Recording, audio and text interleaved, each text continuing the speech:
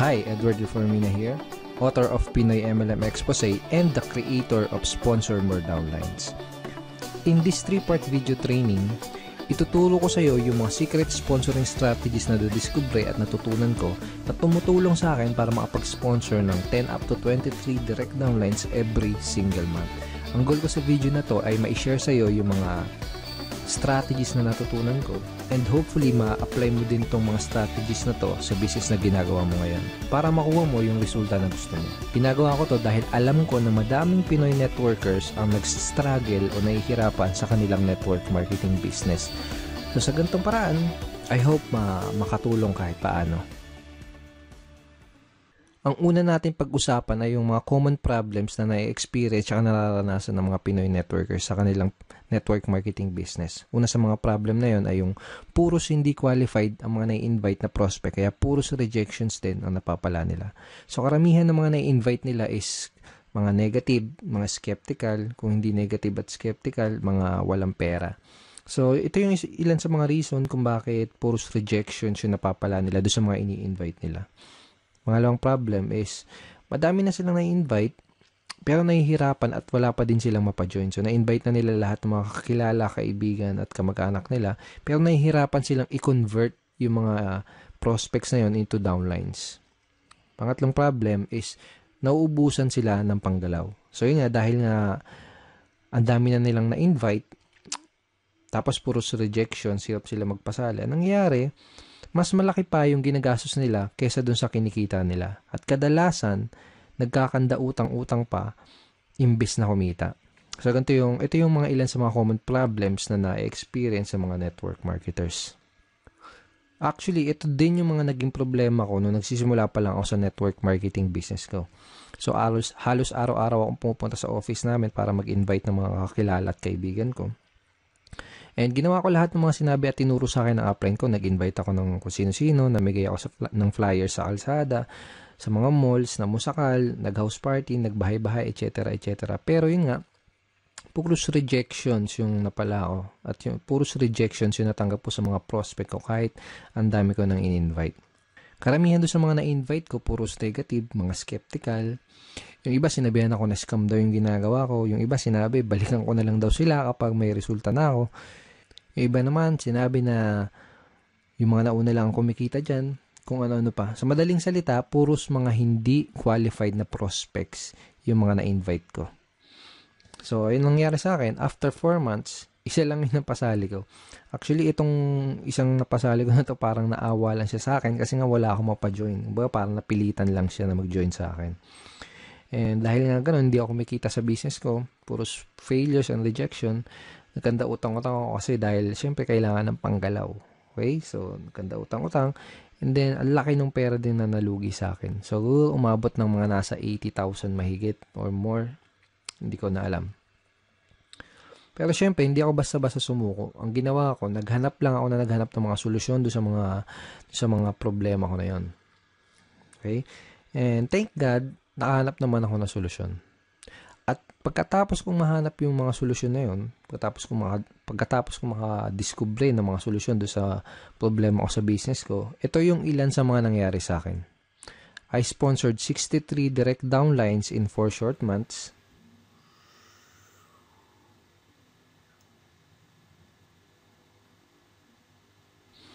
And consistently na din ako nakakapag-sponsor ng 10 up to 23 direct downlines every single month.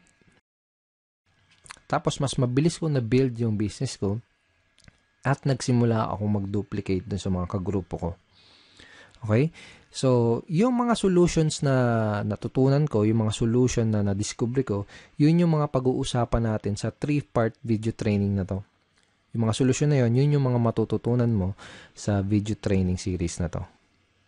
Okay, so pag-usapan ulit natin yung typical scenario na nangyari sa mga network marketers. So, pumasok sila sa network marketing business nila, first time man or kung may past experience. Pero nangyari ganito, excited sila sa una, pump up sila.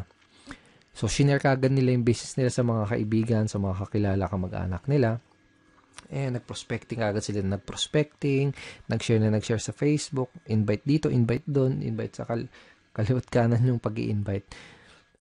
Tapos excited na excited sila and pump up sila dahil ang ine-expect nila is makuha na nila yung mga pangarap nila. Ine-expect nila is makuha na nila yung mga goals nila. Okay? Pero ang nangyayari, unfortunately, puros rejections, puros failures, at puros frustrations yung na sumasalubong sa kanila. Tapos nagtataka sila kung bakit ganun yung nangyayari. Hindi nila alam kung bakit ganun yung nagiging resulta kahit binibigay naman nila lahat ng effort nila. Kahit ginagawa na nila lahat ng mga tinuturo sa kanila. Hindi nila alam na ang tunay na problema kaya sila nahihirapan, ang dahilan kung bakit puros rejections ang napapala nila ay dahil hindi nila alam kung paano mag-pre-qualify o mag-sort out ng mga prospects. Kaya nangyayari, madami silang oras, effort at pera na sinasayang sa pakikipag-usap sa mga unqualified na prospects. Hindi din nila alam kung paano sagutin ng tama yung mga common MLM objections. Kaya kahit qualified na yung mga prospect na kausap nila, hindi pa din nila mapajoin dahil sa mga objections na hindi nila nasasagot ng tama. Okay? At hindi nila alam, karamihan, hindi nila alam kung paano mag-close effectively. Kaya kahit madami silang mga prospects na kinakausap, hirap pa din silang makapag-recruit. Bago ko ituro, bago ko i-share sa iyo yung mga solusyon sa mga problema na to, first, I would like you to imagine na nag-apply ka sa McDonald's. Sabihin natin, nag-apply ka sa McDonald's tapos natanggap ka sa trabaho. Pero ito yung scenario, wala kang kahit anong alam sa pagluluto, hindi ka pa nakapagprito kahit isang beses, hindi mo pa nagagawang magluto sa tanan ng buhay mo.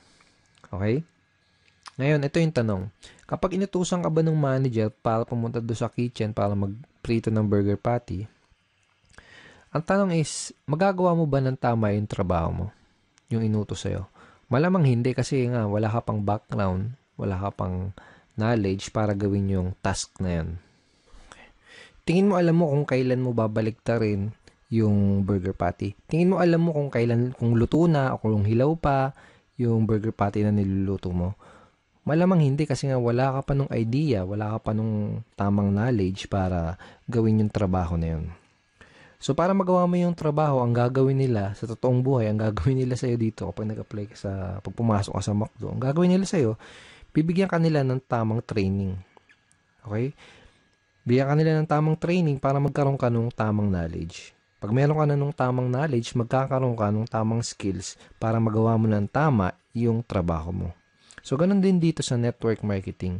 Kung gusto mong magawa ng tama ang negosyo mo, kailangan mo ng tamang training at kailangan mong matutunan yung mga tamang skills. Lalo na kung first time mo pa lang sa network marketing or kung bago ka pa lang sa business mo.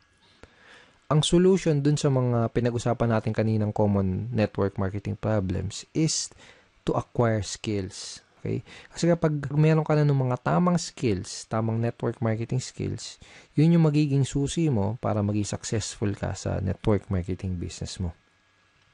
Okay? Let's face it, kahit ano pang career at kahit ano pang business ang pasukin mo, you need to acquire skills.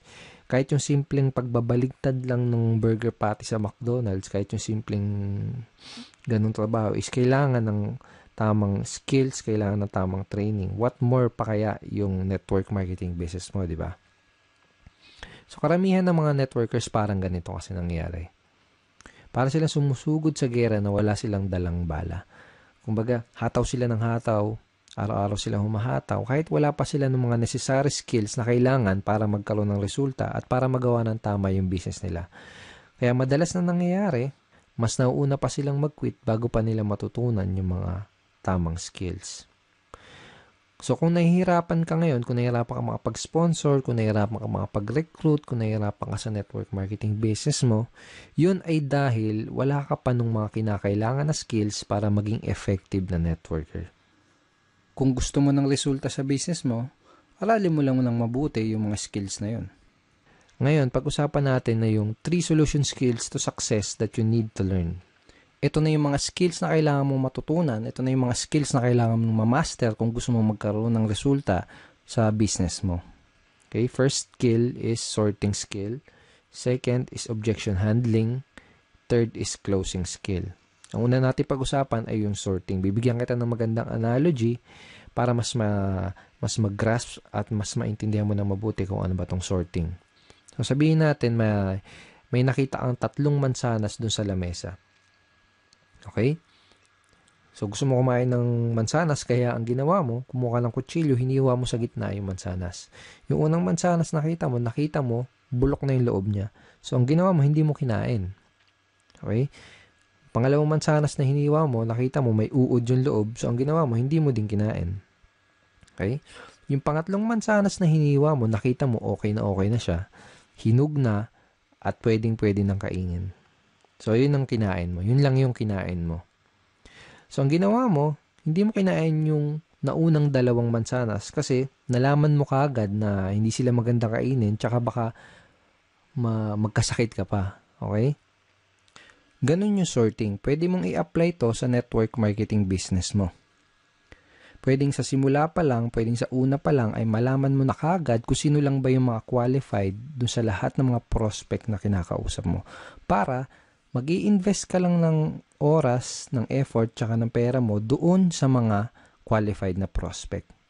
Napaka-importante na matutunan mo ang skill na to kasi kapag marunong ka mag-sorting, hindi ka na mag-aaksaya ng oras, effort at pera para lang kausapin yung mga hindi qualified na prospects. Okay? Pag marunong ka mag-sorting, mas makakapag-save ka ng valuable time mo dahil ang mga kakausapin mo lang ay yung mga taong gustong makinig ng business presentation mo at ng mga sasabihin mo. Mas less din yung magiging rejection mo dahil masasala mo ng maigi yung mga makakausap mo at madadala mo sa opisina nyo. Ngayon, tatanungin kita, sinong mas gusto mong kausapin? Sinong mas gusto mong entertainin? Sino yung mas gusto mong dalhin sa opisina nyo? Yung mga taong walang idea sa pupuntahan nyo, yung mga negative, mga skeptical, yung mga walang pang-invest, o yung mga qualified, open-minded, at may mga desire maging successful na prospect na interesadong malaman ang opportunity mo. Okay? So, di na kailangan tanungin, di ba?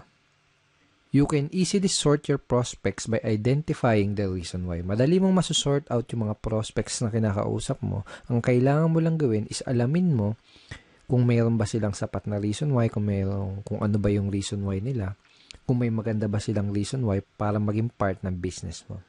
Okay? So, sabihin natin may kinakausap kang prospect, may pinoprospect ka, o kaya sabihin natin may nag-inquire sa'yo sa mga advertisement mo, sa mga online post mo, sa mga post mo sa mga dyaryo, etc. Kung ano man yung ginagawa mong promotion. Ito yung mga ilan sa mga kailangan mong malaman para malaman mo kung qualified ba yung prospect na kinakausap mo. Okay? Bakit nila kailangan ng additional income? Bakit nila gustong maging successful? May problema ba silang gusto nilang masolusyonan? Bakit nila gustong magkaroon ng pagbabago at mas magandang buhay? Madali mong ma-identify yung mga reason why ng prospect mo by simply asking the right questions. This time, gusto kitang bigyan ng mga example questions, example lines na ginagamit ko para magawa kong malaman kung yung mga reason why ng prospect ko, para magawa kong malaman kung qualified ba yung prospect na kinakausap ko. So, sabihin natin na introduce mo na yung opportunity mo. Ito yung question na pwede mong itanong sa kanya para malaman mo kung ano yung reason why niya at para malaman mo kung qualified ba siya na prospect para sa business mo. Ito. Pwede mo bang sabihin bakit gusto mong magkaroon ng blank? Okay? So, sabihin natin, in-offer mo yung opportunity mo as a part-time business or home-based business, extra income, o kung ano man. Ganito sasabihin mo. Pwede mo bang sabihin bakit gusto mong magkaroon ng home-based business? Pwede mo bang sabihin bakit gusto mong magkaroon ng part-time income? Okay? Another example, another variation ng question na to, ito. Ano yung reason bakit ka interesado na magkaroon ng blank? Okay? Again, ilalagay mo doon sa blank kung paano mo ina-offer yung opportunity mo. For example, ano yung reason bakit ka interesado na magkaroon ng home-based business? Ano yung reason bakit ka interesado na magkaroon ng part-time income? Ano yung reason bakit ka interesado na magkaroon ng additional source of income? Malalaman mo kung qualified ba yung prospect na kinakausap mo base dun sa isasagot niya dito sa itatanong mo. Kapag tinanong mo sa prospect mo to, ganito yung pwedeng isagot niya sa'yo. Okay.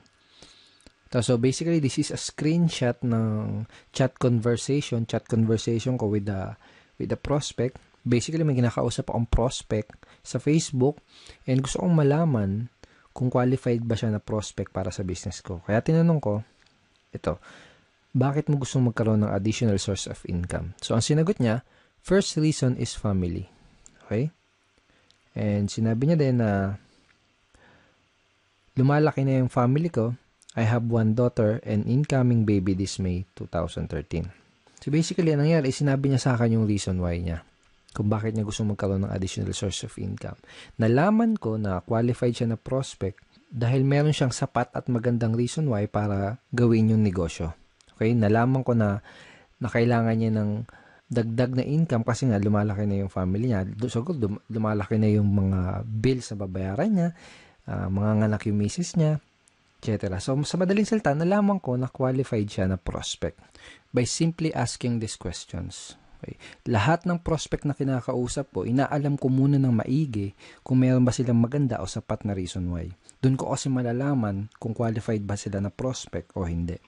Alam ko kasi na kung wala silang mabibigay na magandang reason why or sapat na reason why, hindi rin sila mamomotivate na mag-take ng action.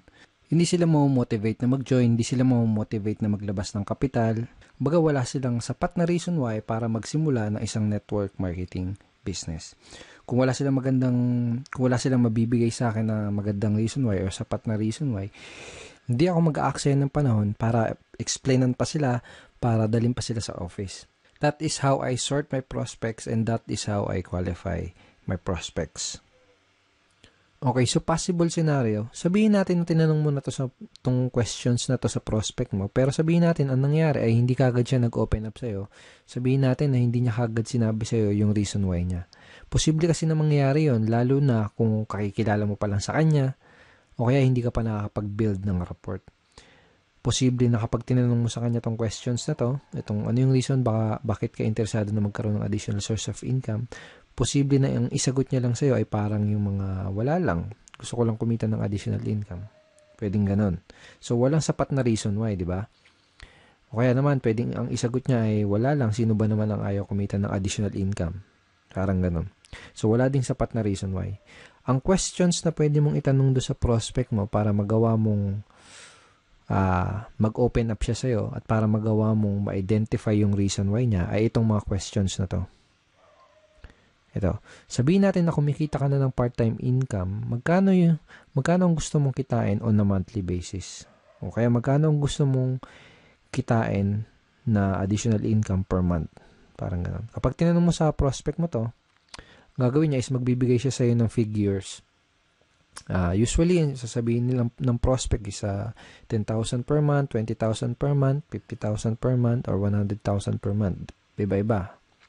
Okay, so kahit na anong ibigay niya sa yung figure, ito yung next na question na pwede mong itanong sa kanya. Ito, kapag kumikita ka na ng blank, kung magkano yung binigay niya sa yung income na gusto nilang kitain, kapag kumikita ka na ng 20,000 na monthly income, ano yung pinakamalaking maitutulong nun para sa'yo? O kaya, ano yung pinakamalaking maitutulong nun para sa'yo at sa pamilya mo? By this time, kailangan may maibigay na sa yung magandang reason why yung prospect mo para malaman mo at matansya mo kung qualified ba siya na prospect o hindi para sa business mo. So, I will show you another example. So, basically, may kinakausap ulit akong prospect via Facebook chat. And by the way, napakita ko sa yung mga example is Facebook chat, pero obviously, dapat gamitin mo din to sa face-to-face or one-on-one or table talk conversation. Okay? So, again, may kinakausap ako na prospect via chat. Tinanong ko siya kung ano yung reason bakit niya gusto magkaroon ng additional income pero wala siya nabigay sa akin na magandang reason why. Hindi kagad siya nag-open up sa akin. So, ang ginawa ko, tinanong ko kung magkano ba yung additional income na gusto niyang kitain on a monthly basis. Ang sinagot niya sa akin, 10,000 per month. Kaya tinanong ko sa kanya itong question na to. Okay, sabihin natin na kumikita ka na ng 10,000 na monthly income. Ano yung pinakamalaki maitutulong nun para sa'yo? Ang sinagot niya, sa pag-aaral po, pang-araw-araw na gastos sa bahay. And sabi niya, nakikitira lang po kasi ako sa kamag-anak ko. So by asking this simple question, napakasimpleng question lang naman, di ba?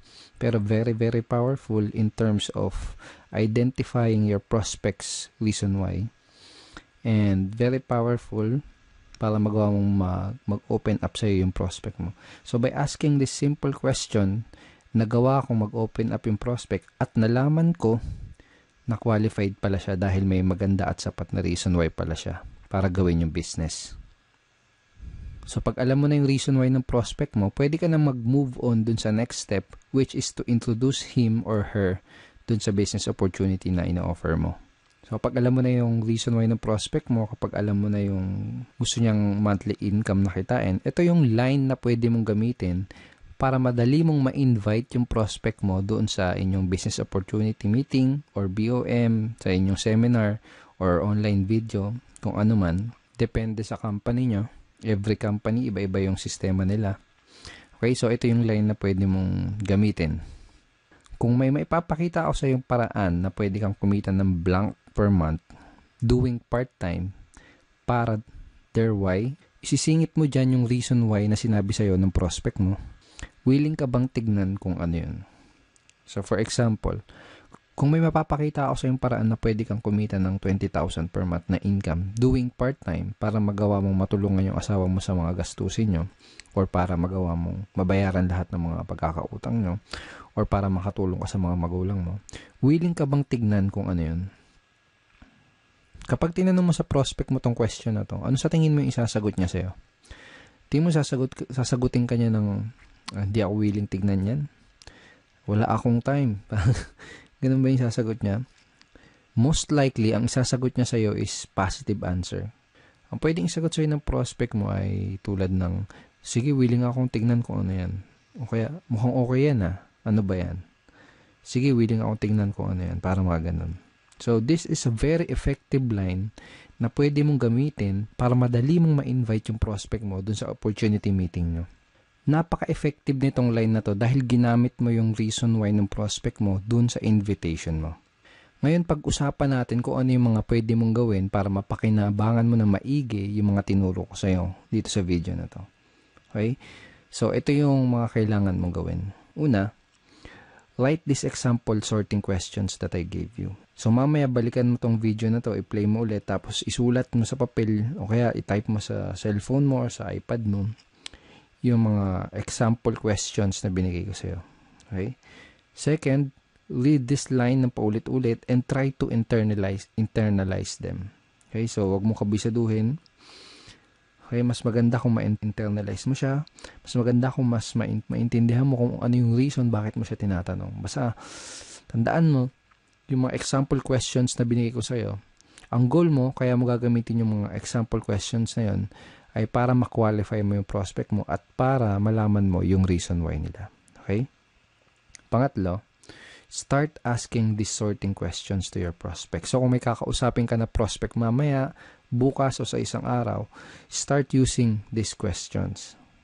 Simulan mong gamitin at itanong yung mga question na yun sa mga prospect na makakausap mo para magawa mong masort yung mga kinakausap mo na prospect at para malaman mo kaagad kung qualified ba sila o hindi sa business mo.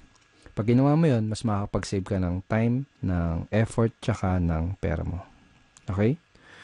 So, thank you so much for watching this video. I hope madami kang natutunan din sa training video number 1. In training video number 2, pag-uusapan natin na yung some of the biggest misconceptions ng mga networkers. Ito yung mga maling akala ng mga networkers na pumipigil sa kanila para magkaroon ng resulta. Pag-uusapan din natin sa training video number 2, kung paano mo sasagutin yung mga common MLM objections. Bibigyan din kita ng free PDF script na magagamit mo sa pagsagot nitong 3 objections na to. So, don't forget to check your email for training video number 2. Ipapadala ko sa iyo yung link ng video number 2 sa isang araw. Hindi bukas, sa isang araw. Okay, sa baba ng video na to, may makikita kang like and share button.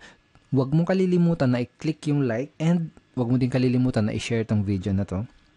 And pwede ka rin mag-comment sa baba. Kung may gusto kong itanong, pwede mo rin i-type yon sa comment box below. And I will try my best na sagutin yung question mo. Again, thank you so much for watching this video and see you in video number 2.